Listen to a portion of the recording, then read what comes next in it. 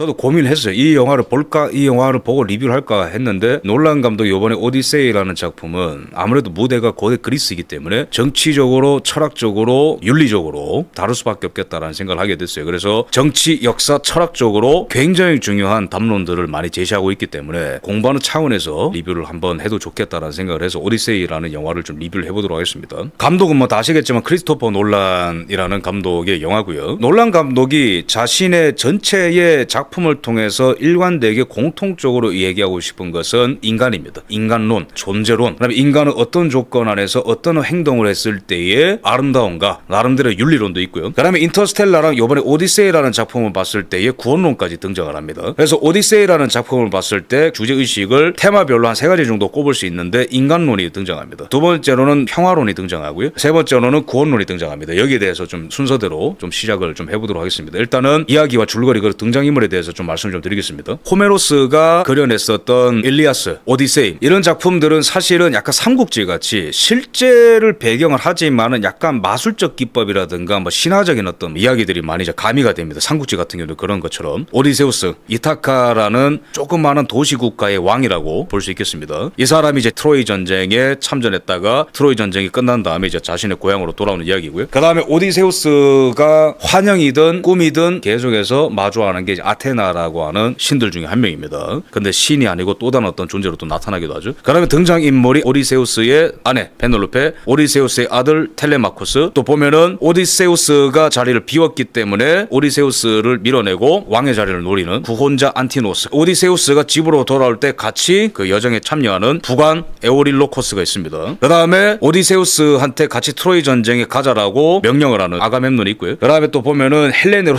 등장을 하는 어쨌든 뭐 이런 뭐 배우가 있고요. 성전환 하는 사람으로 유명한 엘렌 페이지가 이제 신혼이라는 이제 등장인물로 등장을 하는데, 당시에 이제 트로이 전쟁의 배경을 좀 말씀드리자면은 고대 그리스의 역사를 배경을 좀 알아야 됩니다. 이렇게 반도가 있잖아요. 그러면은 조그마한 도시 국가들로 이루어져 있는데 당시에 트로이 전쟁을 할 때에 가장 강력한 힘을 가졌던 게 이제 스파르타라고 하는 도시 국가입니다. 그래서 여기 서 있는 까만 투구를 쓰고 있는 사람이 스파르타의 왕 아가멤논이죠, 그죠? 근데 아가멤논이 트로이랑 전쟁을 해야 되는데 여러 동맹 국가들을 소집을 해서 한판 붙어야 되는 거죠. 그래서 전쟁의 기간이 10년이나 걸립니다. 그러니까 오디세우스 같은 경우에는 자기도 왕이긴 하지만은 자기의 왕이라고 인식이 되는 아가멤논이 전쟁을 하자고 하니까 이제 뭐 딸려갈 수밖에 없는 거죠. 그러니까 오디세우스의 딜레마는 참전해도 죽을 것이 뻔하고 여기에 남아도 이제 굉장히 위험해지는 게 바로 오디세우스의 딜레마인 거죠. 어쨌든 그래도 자기 가족들이 몰살당하는 것보다 낫기 때문에 참전하는 겁니다. 그 다음에 이제 트로이 전쟁이 시작이 되는 거죠. 본격적으로 이 트로이 목마에 연합군이 타가지고 성벽 안으로 들어가서 트로이를 이제 멸망을 시키는 거죠. 트로이의 사람들도 다 죽이고 여기서 섬기던 신들의 동상 같은 것도 다 깨고 그럽니다. 그러면서 자신의 병사들도 많이 죽고 하지만 오디세우스는 살아남기 위해서 이타카로 이제 돌아오는 여정을 오디세이라는 영화가 다룬 겁니다. 인물 구도는 이렇게 보시면 됩니다. 오디세우스가 이타카의 왕이고 미케네의 왕인 아가멤논이 전쟁을 하러 가자고 종용을 하고, 그 다음에 아들이 텔레마코스고 펠레노페가 오디세우스의 왕비로 이제 출연하는 거죠. 오디세우스가 20년 동안 자리를 비웠는데 여기 밑에 있는 이 반란 세력이 이 자리를 노리기 위해서 이타카에서 반란을 일으키고 돌아와가지고 이거를 정리하는 내용입니다. 근데 이 영화를 이제 해설을 좀 하겠습니다. 이 영화에서 결국에는 죽는 사람들이 있고 사는 사람들이 구분되어 있어요. 어떤 사람이 죽는가? 아가멤논이 죽습니다. 이 사람 왜 죽죠? 놀란 감독이 우리나라 SBS에서 출연해서 말을 한 것처럼 제우스의 법칙을 다루고 싶었다. 제우스의 법칙을 따르지 않는 사람은 큰 공경에 처한다는 것을 말하고 싶었다 얘기하는데, 제우스의 법칙이 계속 나오죠, 그죠? 이거를 통해서 인간의 조건을 말하고 싶은 겁니다. 크리스토퍼 놀란이. 제우스의 법칙은 뭐냐? 간단히 말하자면 이 영화에서 소개된 바로 그대로 말씀드리자면은 이방인을 마치 신인 것처럼 대우를 해라. 나와 다른 사람도 존귀한 사람처럼 대하라고 하는 게 제우스의 법칙입니다. 근데 더 광의적으로 해석을 하자면 그냥 양심인 거예요.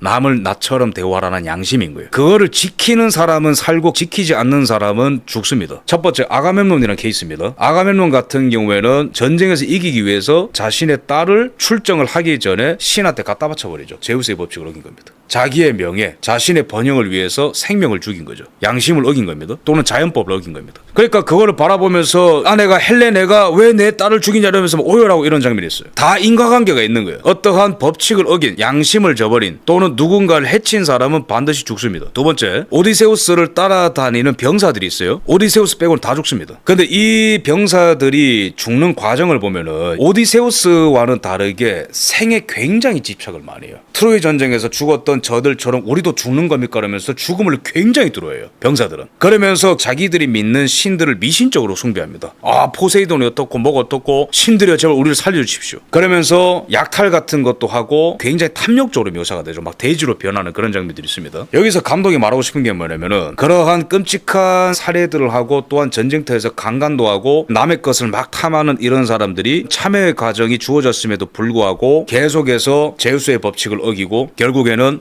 이 사람들이 언제 죽냐면은 예언이 있어요. 들판에 있는 소들을 잡아먹지 마라라는 예언이 있습니다. 만약에 소를 잡아먹으면 병사들이 다 죽을 것이다. 그런데 병사들이 배고픔을 못 참고 결국에는 소를 잡아먹거든요. 그러면서 하는 말이 뭐냐면은 여기서 먹고 죽겠다는 표현을 써요. 어떻게 보면 플라톤과 아리스토텔레스적인 인간론적 고민이 엿보이는데 아리스토텔레스는 이렇게 얘기했습니다. 남을 위해서 사는 사람은 인간이고 그렇지 않은 사람은 동물과 같다고 표현한 적이 있어요. 플라톤의 고민도 인간은 왜 이렇게 추악한 면모들이 많고 왜 공공성이 나오지 않는가라는 고민을 굉장히 많이 했습니다. 더욱더 숭고한 가치를 위해서 죽음을 두려워하지 않는 오디세우스와 같은 사람이 있는 반면에 당장의 소욕이 급한 사람, 당장 먹어야 되고 당장 성욕을 처리해야 되고 당장 눈에 보이는 살인을 해야 되고 그런 사람들은 결국에 죽는다는 거예요. 그 다음에 여기 반란 세력도 보면은 오디세우스가 어렸을 때 호의를 베풀거든요. 너 전쟁에 참전하지 말아라. 너는 너희 아버지를 지켜라. 근데 결국에는 지가 커가지고 오디세우스의 자리를 찬탈하려고 하죠. 죽습니다. 그러니까 놀란 감독이 여기서 말하고 싶은 건 뭐냐면은 어떤 인간이 아름다운 인간이고 어떤 인간이 비인간적인가라는 거를 말하고 싶은 거죠. 그 오디세우스는 뭐가 다르냐면은 오디세우스도 사실은 굉장히 모순적인 측면이 있습니다. 자신의 고향에서는 제우스의 법칙을 따르라고 가족들한테 막 가르쳐 주죠. 그죠? 근데 본인은 밖에 나가서 전쟁하면서 사람들 죽이고 막 약탈하고 막 그럽니다. 그런데 이 영화에서 놀란 감독이 말하고 싶은 게 뭐냐면은 인간은 다 똑같은 인간인데 그나마 나은 인간이 있다라면은 오디세우스 같이 참회하고 용서를 비는 인간이다. 나중에 이 영화 마지막에 나오지만은 트로이 전쟁에서 많은 사람들은 죄책감을 느끼지 않았어요. 근데 오디세우스는 트로이 전쟁에서 보지 말아야 될 광경을 봅니다. 어린 소녀가 칼로 이렇게 목이 이렇게 댕강해가지고 죽는 장면을 보는데 내가 이런 끔찍한 전쟁의 주역이었구나라는 걸 깨닫게 되고 내가 집에서는 윤리를 가르쳤는데 양심을 가르쳤는데 밖에 나와서는 약탈을 하고 사람들을 죽이는 존재였다면서 참여하는 심정으로 직선으로 집으로 가지 않고 신들의 심판이 있을 것으로 여겨지는 그 루트로 정면 도전하는 거예요. 내가 죄를 지었으니 심판받는 길로 직행을 하겠다라고 유배를 선택한 겁니다. 그래서 놀란 감독이 말하고 싶은 건 뭐냐면은 비인간과 인간이 있다. 여기에서는 제우스의 법칙으로 기준을 나눴지만은 결국에는 자기 안에 있는 양심에 기울일 수 있는 존재인 것 같다. 그래서 오디세우스가 나 때문에 죽을 수밖에 없었던 그 여자아이가 계속해서 내 안에서 양심으로 나타나는 겁니다. 고대 그리스의 종교적 풍토 안에서 제가 해설을 좀 덧붙이자면은 고대 그리스에는 굉장히 종교식이 많았어요. 지금은 과학으로 우리가 자연현상을 분석할 수 있지만은 당시에는 뭐 지진이 일어난다라든지 운동병 환자가 생긴다라든지 해석이 안 됐어요. 쌍둥이가 태어난다라든지 외눈박이로 태어난다라든지 이런 것들을 봤을 때에 신들의 감정 또는 활동으로 바라봤던 거예요. 그러다 보니까 전쟁을 수행한다라든지 또는 내 자녀가 오래 살아야 된다라든지 소원을 들어줄 수 있는 신들을 만들 필요가 있었던 겁니다. 그래서 고대 그리스에서는 각 집에서 독특하게도 아버지를 중심으로 가정 예배 같은 거를 드렸어요. 그래서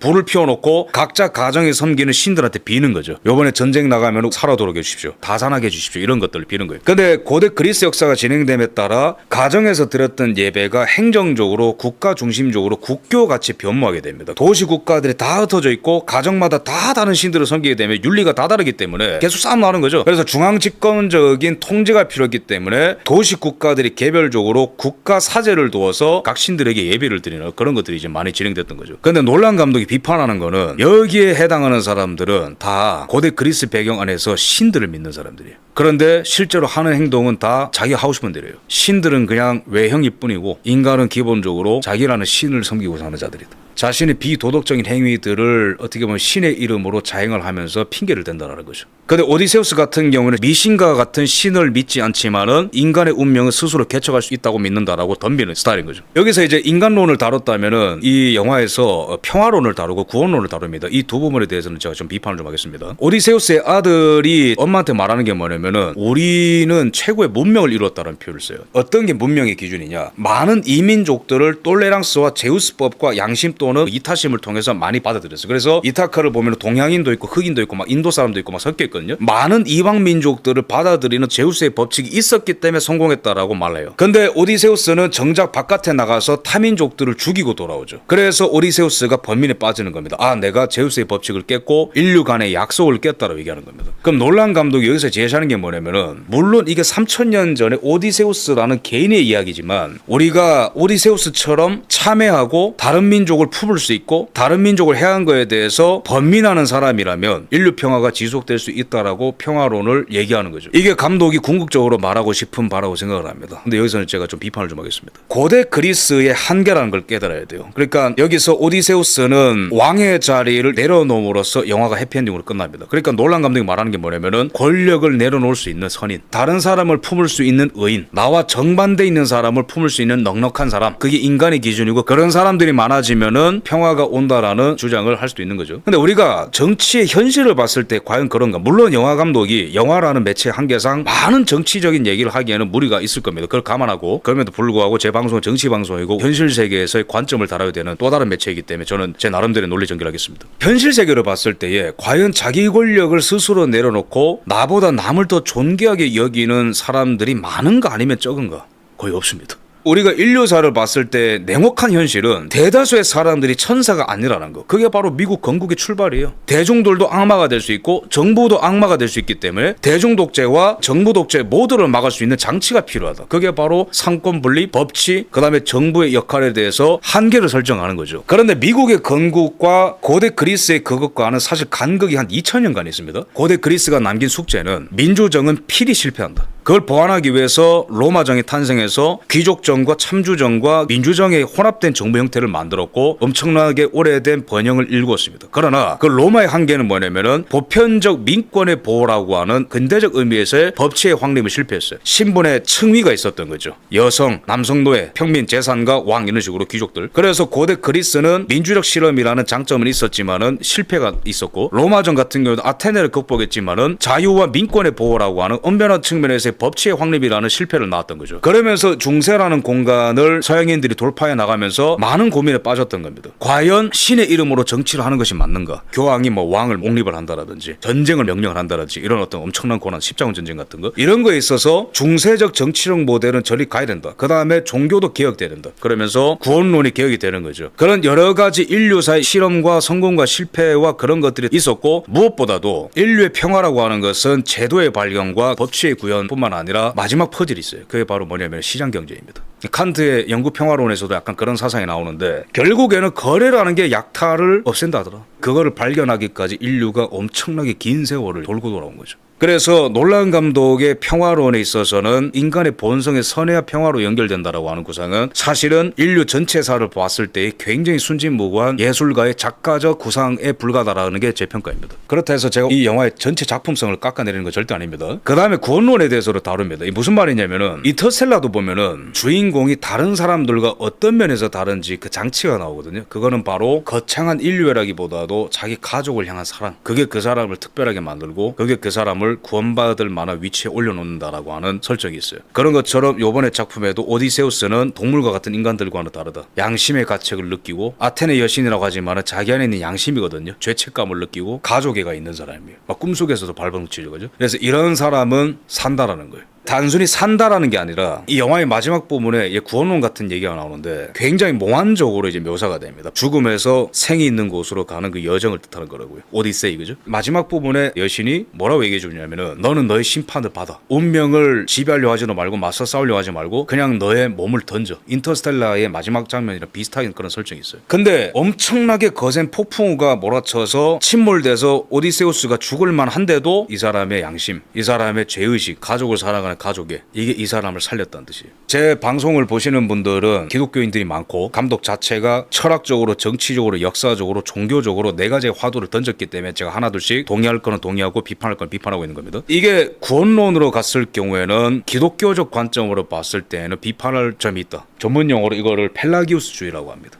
인간의 공로, 인간의 의지, 인간의 도덕적인 측면이 그 사람을 구원의 자리에 올려놓는다라는 펠라기우스주의라는 게 있어요. 옛날부터 있었던 주장이 뭐냐면은 인간이라는 존재에게 선한 모습과 의지가 있기 때문에 그런 것들을 극대화시키고 그런 모습이 관찰되는 사람은 구원받을 수 있다라는 교리가 있었어요. 근데 기독교 교리는 아니죠. 모든 사람은 다 죄인이고 어떤 사람도 자기의 능력으로 자기의 선한 모습으로 구원의 자리에 이룰 수 없다라는 게 기독교의 냉정한 죄인에 대한 전제입니다. 엄청나게 많은 죄를 저지른 죄인이든 나름대로 깨끗하게 살았다고 하는 선인으로 평가받는 사람이든 하나님의 절대적 기준 앞에서는 모두가 다 죄인이고 오직 그리스도만 선하고 오직 그리스도만 의인이고 하나님의 영광 그리스도밖에 없다는 게 기독교 교리거든요. 그래서 이런 부분들이 충돌이 된다. 어떻게 보면은 성공회적 칼날을 갖고 있는 고등학교인가 중학교 출신이 그런 배경에서 자랐기 때문에 인간의 구원에 대해서도 굉장히 많이 고민하는 것 같아요. 그래서 제가 갖고 있는 어떤 신조에는 기독교 교리에 비춰봤을 때는 이제 그건 아니다. SBS에 나와서 다 힌트를 줬어요. 이 영화의 궁극적 메시지는 제우스의 법, 이러한 원칙을 무시하거나 존중하지 않는 자는 결국엔 큰 위험에 직면하게 된다라고 할 수 있다라고 얘기를 했기 때문에 이걸 다루고 싶었던 거예요. 그래서 이야기가 좀 복잡할 수 있는데 이런 어떤 흐름으로 영화를 쭉 보시면은 그래도 아하, 감독이 이런 말을 하고 싶었고 나는 이렇게 생각한다라는 지점들을 찾을 수 있을 겁니다. 그래서 놀란 감독의 영화를 한 번 보고 평론하는 것은 대단히 좀 무리수적인 시도일 수 있는데 어쨌든 영화를 보고 제가 느끼는 바를 그냥 말씀 좀 드려봤습니다. 마지막 장면입니다. 베네디토 크로체라고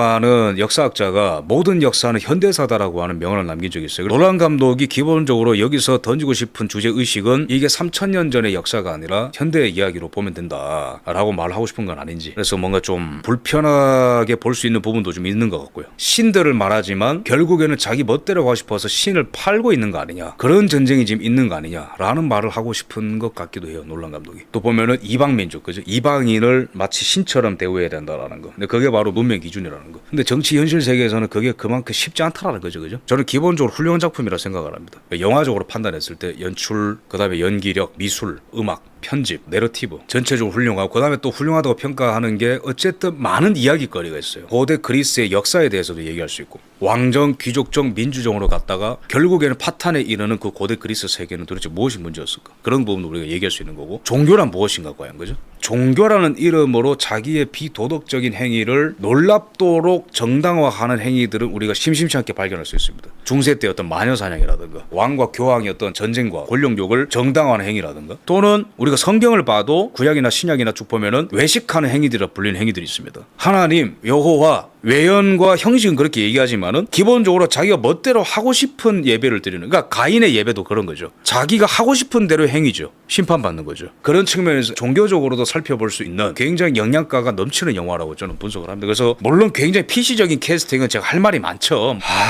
이게 좀 캐릭터의 과잉이다. PC도 비판받아야 되지만 캐릭터의 과잉이다. 그런 거는 놀란 감독이 가면 갈수록 좀 그런 거랑 좀 타협을 하는 게 아닌가 좀 생각이 들어요. 그런 어떤 아쉬움은 남는다고 말씀드리겠습니다.